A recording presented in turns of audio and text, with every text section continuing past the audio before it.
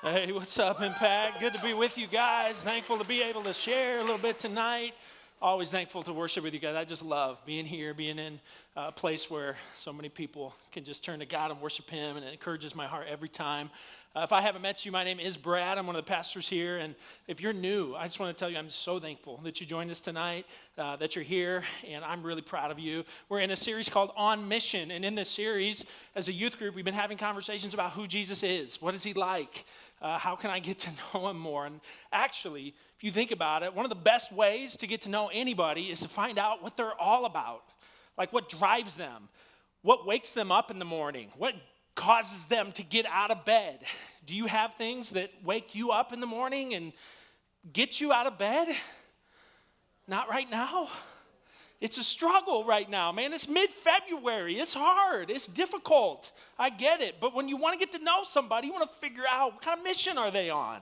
What really motivates them? And we've been looking at that for Jesus. And Jesus answers this question. You know, if you were to ask Him, Jesus, what are you all about? What drives you? What motivates you?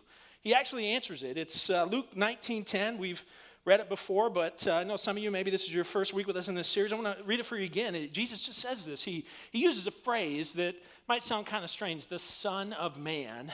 And it was a phrase from the Old Testament that described the Messiah, this promised Savior that was to come into the world. And Jesus began to tell people, the Son of Man is me. And He says this in Luke 19:10. He says, the Son of Man came to seek and to save the lost. That is what Jesus is all about. Jesus is all about those who are lost. Now, maybe this is a strange question, but have you ever been lost, like physically before? Does that happen in this day and age of GPS and, Google Maps, and you don't get lost anymore, right? Has anybody ever been driving and you were lost? That doesn't really happen, does it? Probably not. Some of you have? For real? Have any of you ever, like on your first day at a big school, you got lost? Has anybody ever walked in the wrong classroom? Like, I'm not supposed to be in this classroom right now. Like, that's a bad feeling. I want to tell you about the one time in my life that I got super lost, like way lost. You got to know something about me.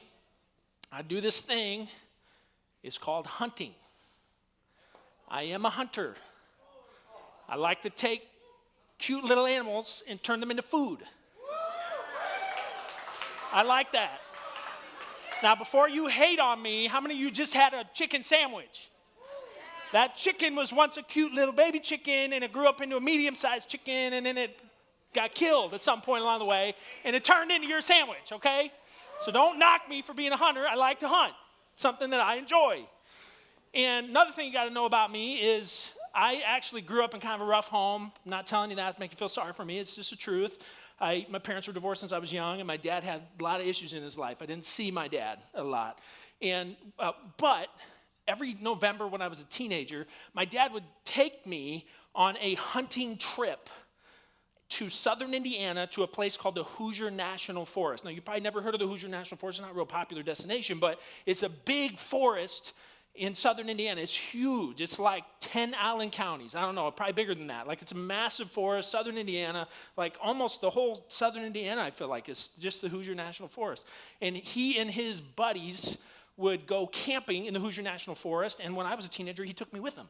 And it was really cool because I didn't spend a lot of time with my dad, so I would always go and hunt and camp, and it was actually really awesome. And, it's a big forest, and so we had our base camp, and I would go out every day. Now, I didn't actually know how to hunt back then.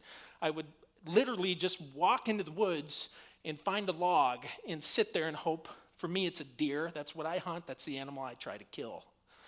Trying to find a deer, sit on a log. That would be me hunting in southern Indiana. But I liked it. It was peaceful. It was quiet. And it was a fun thing for me. But I did this one year. I think it was about 16. I did this every day for probably 4 days. I went out early in the morning before the sun was up, found a place, sat, saw nothing. No deer, nothing. I remember just kind of being frustrated, kind of tired because I've been getting up early every morning. And so I think like 5 days into this week, I hadn't seen anything. I decided I was not going to hunt. Just wasn't going to do it that day. Actually, I think I hunted that morning, and it was lunchtime. I was like, I'm not going out in the evening. So I was sitting there at camp because my dad and his buddies really didn't hunt. They just hung out at camp. So I decided to hang out with them. And one of my dad's buddies said, hey, you know what, Brad? I know you're not going out, but you should just like at least walk down this trail. Just at least take a walk in case you see anything. And I thought, okay, that's fine. And usually when I go out hunting, I have like a backpack, I have some water, I have some supplies, things, ammo, cool things like that. And I decided this day that I was not going to take any of that because I didn't want to take it all. I was just going for a walk. So I had my, my gun, and I go down this trail, and I get about halfway down the trail, and I'm at the top of this hill, and I hear down the backside of the hill, I hear like a crash, crash, crash. So I'm like, what was that? So I go up to the edge of the hill, I look over, there's a deer there. And I look at the deer, and the deer looks at me. We spot, catch eyes. And I was like, I'm going to kill this deer.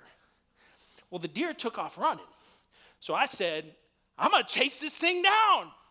I kid you not, I sprinted after that deer, man. I was flying through the forest. I was leaping over creeks trying to get after this deer. And I thought in my head, if I can just get close enough to it, maybe it'll stop to catch a breath and I'll be able to shoot it. Like that was my thinking.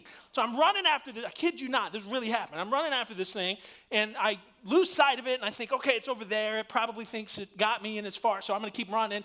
And I get over this hill, and I see it again, and it takes off again, so I take off again. I don't know, I do this for 15, 20 minutes. Like I'm just sprinting after this deer. 3 or 4 times I saw it, I lost it, thought I could catch up with it. I finally realized I am not going to catch this deer. I don't know if you know this, they're a little faster than us humans. But I gave up, and I remember looking around and thinking, I have no idea where I am. Like I know I took turns, and I know I went different directions. I was lost. I had no water. I had no supplies.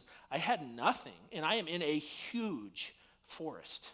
And so I make a decision. I'm like, okay, I think maybe I should go that way. So I kind of start heading where I think I should go. And I head a certain way, and I don't recognize anything. I'm not even sure I came this way. So then I'm like, I'm going to climb this big hill over here and see if I can see out and figure out where I am. I climb this hill. I see nothing. It just is woods, like it's just all woods, and I have no idea. It gets dark. It is pitch black. I am as thirsty as I have ever been trying to find my way back to my camp. Like I am lost.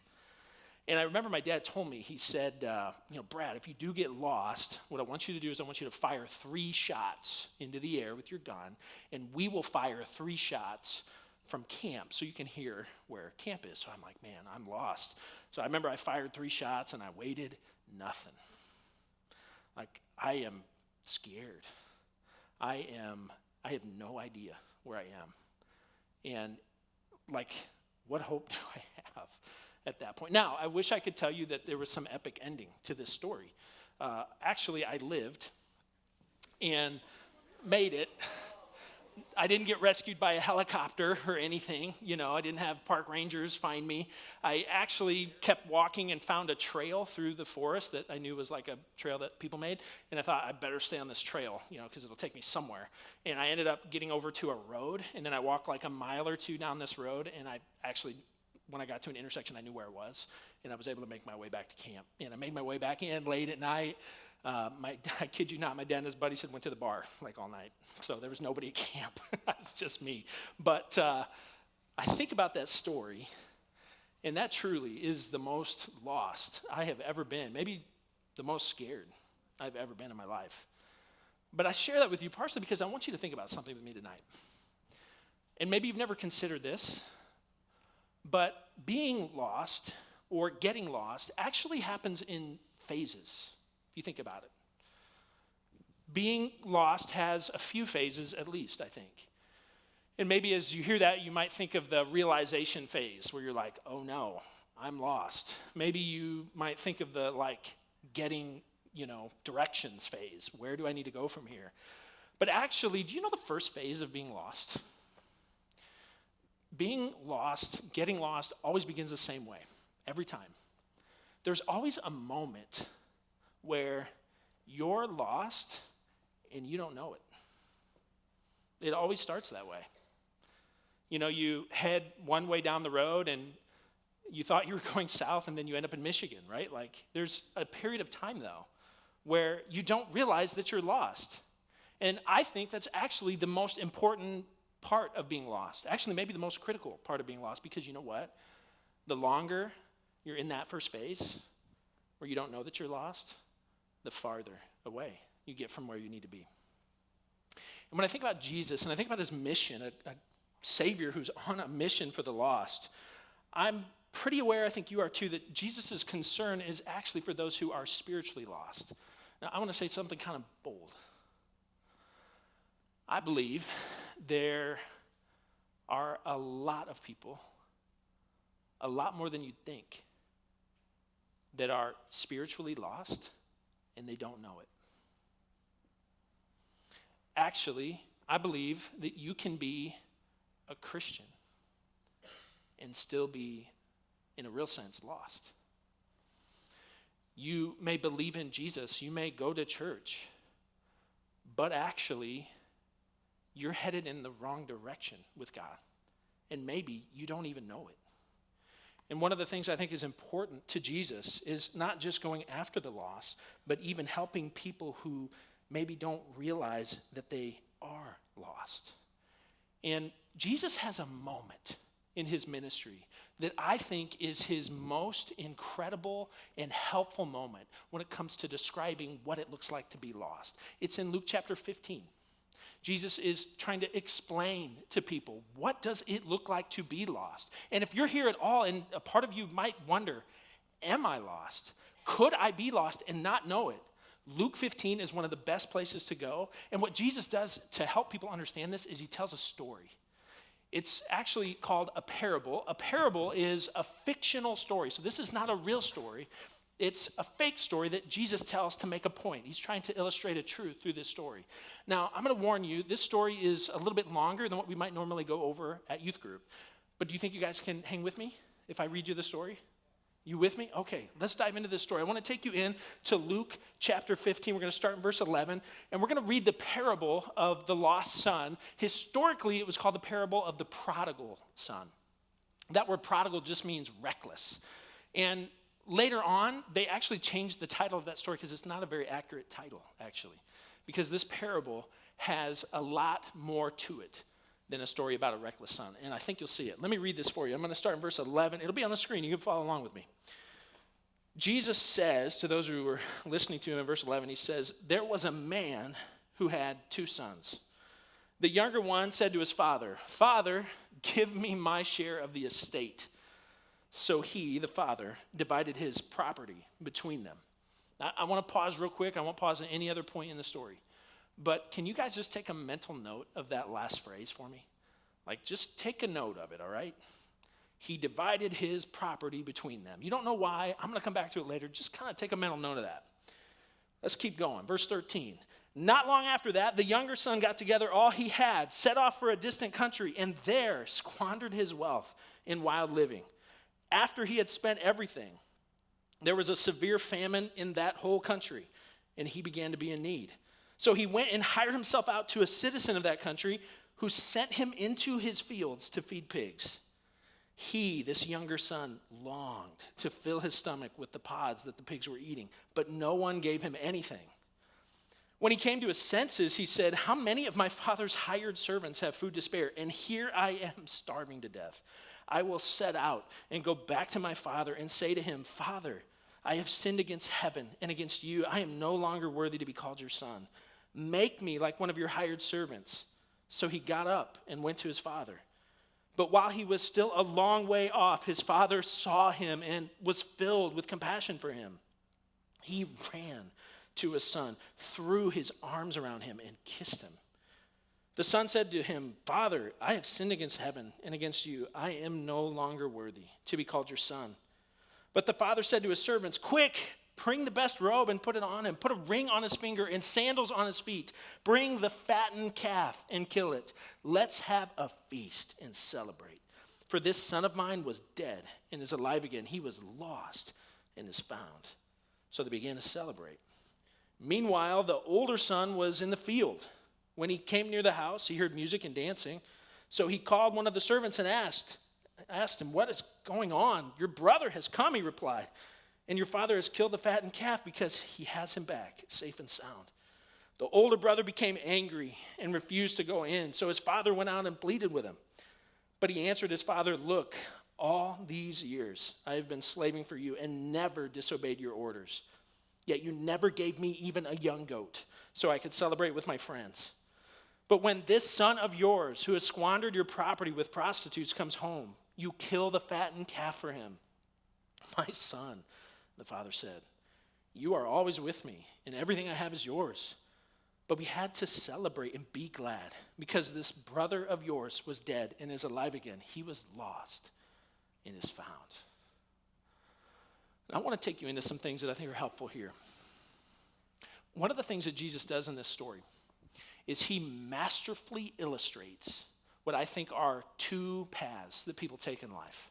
In fact, I think these two paths are kind of the two paths that people take in life.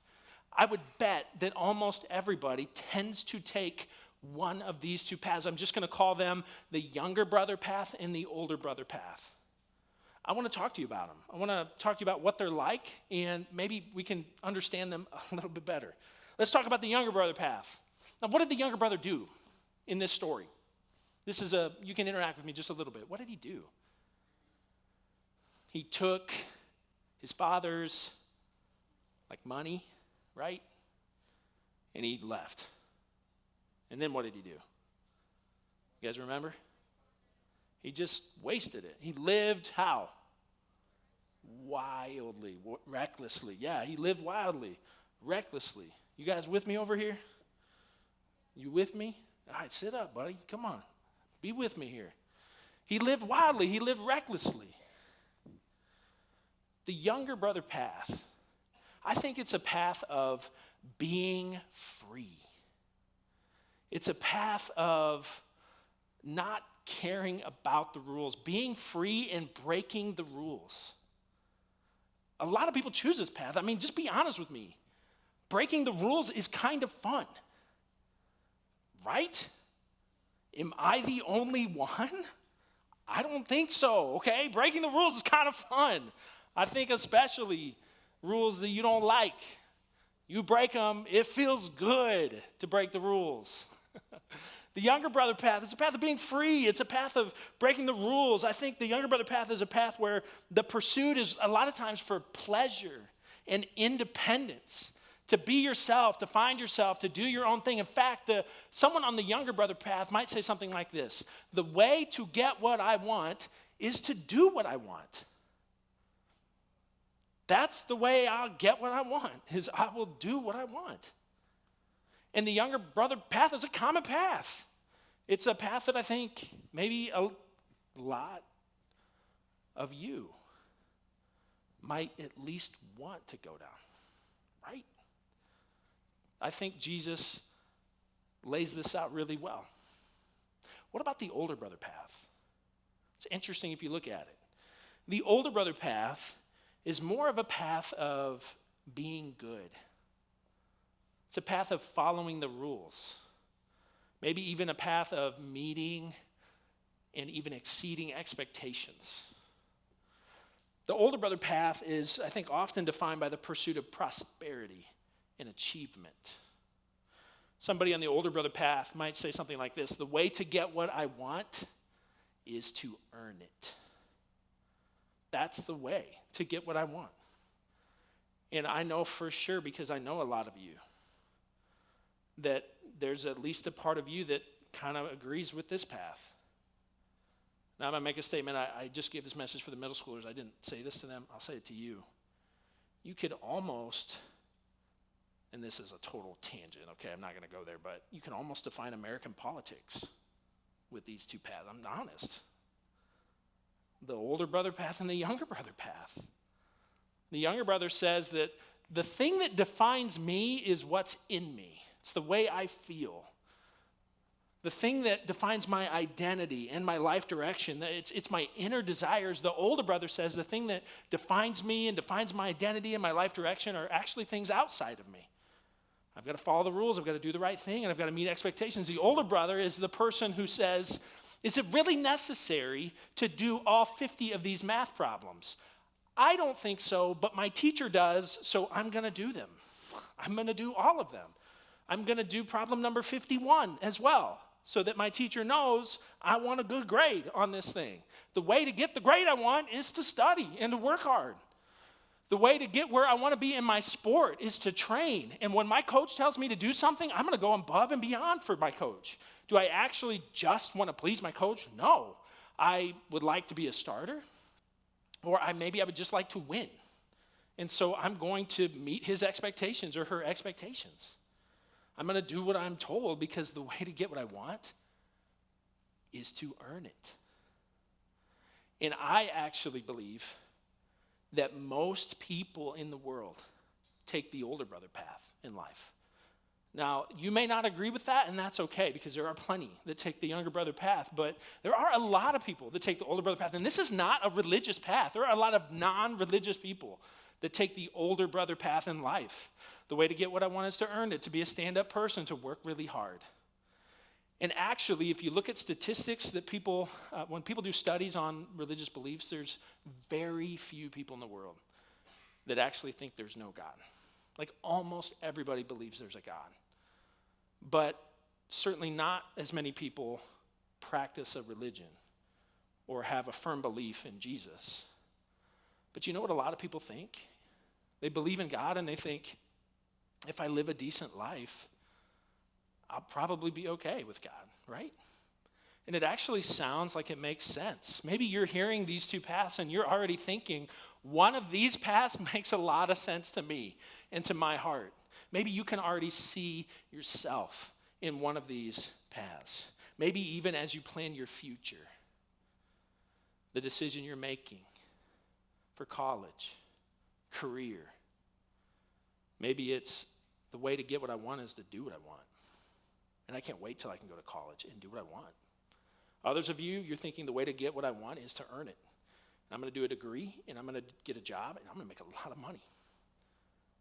Think about it. Two paths. Don't most of us find ourselves kind of headed down one of these paths? I think we do. And I think one of the missions that Jesus has in this story is that he wants us to actually see the truth about these two paths. Let's talk about the younger brother path. What is the reality of that path? Where actually does that path take you in life? You know, you look at the story of the younger brother, and the first thing you see is that the younger brother path is actually a path of broken relationships. It says in verse 12, the younger brother said to his father, "Father, give me my share of the estate." And initially you read that, and there doesn't seem to be a lot wrong with that. For the son to have an inheritance from the father was totally normal. When a father would die, and even still to this day, when a father or mother dies, a lot of times their estate, their wealth, and their property will get divided among their kids. Very normal. But the problem that the younger brother had was that he wanted it now. And this would have been an incredible display of disrespect to his father. It would have been like going to his father and saying, "I wish you were dead." That's what he's doing here. For the younger brother, his way was to just take it and leave. And it was actually a path of broken relationships. I think we also see that the younger brother path is a path of unmet expectations. I think it's so interesting, actually, what Jesus says about this brother's story. He says in verse 14, after he had spent everything, he began to be in need. Like he had given all of himself to every pleasure he could find. And he found himself lacking, empty. It was not enough. And I think Jesus would say that the younger brother path is actually a path of separation from God. This younger brother finds himself, it's real simple, but it says, not long after that, he set off for a distant country. And maybe some of you can identify with that too. just a distance that you feel between you and God. But what about the older brother path? What's the actual story of the older brother path? I think that path, this older son, his life story, it ends up being a path of what? Of broken relationships, too. I mean, look what it says. It says in verse 28, the older brother became angry and refused to go in. I mean, anger is a defining part of the older brother path. Anger at your parents. Anger at your friend. Anger at your coach. Anger at your boss. Anger at your teacher. Because this person and that person are not meeting your expectations. You have worked so hard and done so much, and that's how they treat you? Anger. And you know, a lot of you know what it's like when anger enters into even your most important relationship. It destroys it. And here Jesus says the older brother became angry and refused to go in. And sometimes anger is beneath the surface. It's holding a grudge. It's never forgiving. And the older brother path it's also a path of unmet expectations. I mean, verse 29, the older brother says, all these years I've been slaving for you and never disobeyed your orders. Yet you never gave me even a young goat to celebrate with my friends. Like, where does the older brother find himself? He never got enough. He never had enough. He slaved, and he never disobeyed. And his expectations are not met. What actually is the story of the older brother path? It's a path of separation from God. The older brother too, his path. Separation from the Father. I think Jesus wants you to see something. The real point of this story is that neither son loved his father. Both of the sons only cared about getting control of the father's things. Both of the sons' mission in life was to possess what the father had. The younger son went about it by taking and leaving, and the older son went about it by obeying and staying and following the rules. And both of these sons find themselves distant from their father. And here's the scariest part of the story. Jesus ends this story. And at the end, the younger brother is in the love of the father and in the feast of the father's love. And the older brother is out. Think about that. Jesus says that the one who was very bad was the one who ended up in. And the one who was very good and was always at church and always at youth group and raised their hands in worship, that one ended up out. Think about it. That should scare you. Maybe Jesus is trying to tell you, wake up. You're lost and you don't know it. You're headed in the wrong direction and you don't realize it. When you examine your heart, where is your love? Where are you headed? And I think this is the truth of the Christian faith. Your bad deeds do not keep you out, and your good deeds do not bring you in. And I want to ask you, is it possible that in some way you have gotten lost? And you know what lostness really is? Lostness is a heart that no longer loves the Father. Whether it's a heart that loves pleasure and independence, or it's a heart that loves prosperity and achievement. Whether it's a heart that says the way to get what I want is to do what I want, or a heart that says the way to get what I want is to earn it. Lostness is a heart that no longer loves the Father. And I want you to see a couple things tonight. If in any way this connects with you, I think there are a few things you should consider doing. First of all, recognize what path you're on. Recognize the path that you tend to be on, the path that your heart is most drawn to. See it for what it is.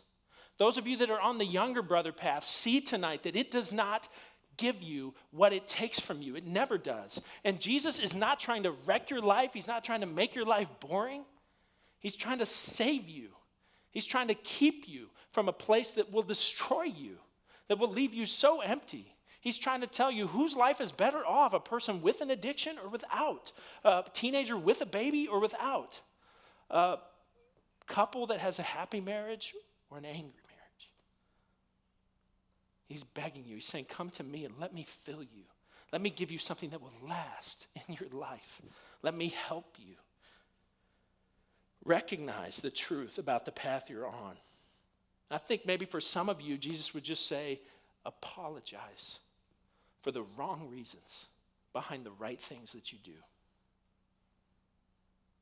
Maybe some of you tonight just need to go to him and say, God, I'm sorry for the wrong reasons behind the right things that I've done. Some of you have been slaving. You feel like you've never disobeyed. You've been working so hard. But when you really look into your heart, the affection of your heart, the dream of your heart, has it been so often focused on something in this world? In all the hard work that you've done, what really has it been for? Has it been for the Father? Or has it been for the Father's things? The last thing I'd want you to see tonight, I hope you realize that the Father is always running after you. Now, remember, I told you to hang on to something tonight. Do you remember what I asked you to hang on to at the beginning? It didn't make sense. I'll put it up there as verse 12. I asked you to just kind of make a mental note of this. It just is that part of the story at the beginning where it says the Father did what? Is it up there? The Father did what? He divided his property between them. Okay, so when the younger brother came home, what then did the Father do? He threw his arms around him. But do you remember what he did? The younger brother comes home and the Father puts a ring on his finger. He puts a robe around him. He kills the fattened calf. I'm going to ask you, whose ring was that? Whose robe did he put around that younger son? Whose fattened calf, which was actually a really valuable thing back then, whose was that? It was the older brothers. You think about it? All of those things were the older brothers. The younger brother was restored and redeemed by the sacrifice of the older brother. And Jesus wants you to know, maybe the greatest message of this whole story is that he is your older brother. He is your older brother as it should be. That Jesus Christ will pay the cost to bring you home. That the message of Jesus Christ is that he came into the world, that he lived a life of perfect love for God. And then Scripture says that he took our sinful record on himself and he took it to the cross. That he allowed himself to be crucified to pay the debt that our sin